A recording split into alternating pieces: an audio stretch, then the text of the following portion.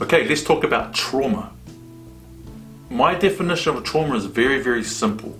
It is an overload of energy, more than you're used to dealing with. Okay? Now, just because you experience trauma doesn't mean that you're going to experience post-traumatic stress. Okay?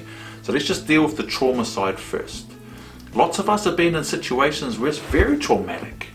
The death of a loved one is still traumatic. It's an overload of energy.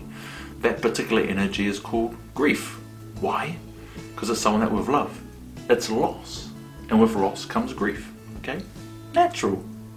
There's situations where we go to work, those of us in frontline, or if you've just dealt with trauma yourself, if you have the life experience that has given you the skills to process the trauma, give it meaning, and carry on, you may not develop post-traumatic stress. Or if you had specific training to deal with traumatic situations, dealing with the emotional, psychological, and physical aspects of trauma, you then have the skills to make sense of the trauma, carry on. So you might not develop post-traumatic stress. What dictates whether you or I or anyone else experiences post-traumatic stress? 10 of us could be in the same traumatic incident, none of us get post-traumatic stress, all of us could get post-traumatic stress, or 1, 2, or 3. What is the difference between people that deal with trauma and get post-traumatic stress or don't? Totally depends on their life experience and their training. I was highly trained as a police officer and as a soldier to deal with traumatic incidents. I had no issue with it.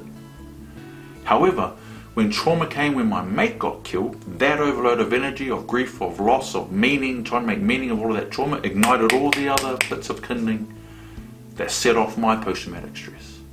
So remember I said at the start, there's 2 types. One incident, or a combination of traumatic events, like little bundles of wood, where something else ignites the whole lot, like a daisy chain effect.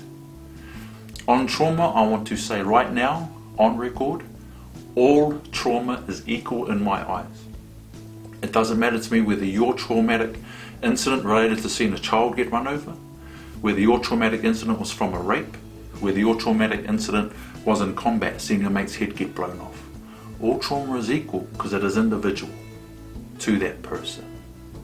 So if we refer back to our notes here, the difference between trauma and suffering from post-traumatic stress is control.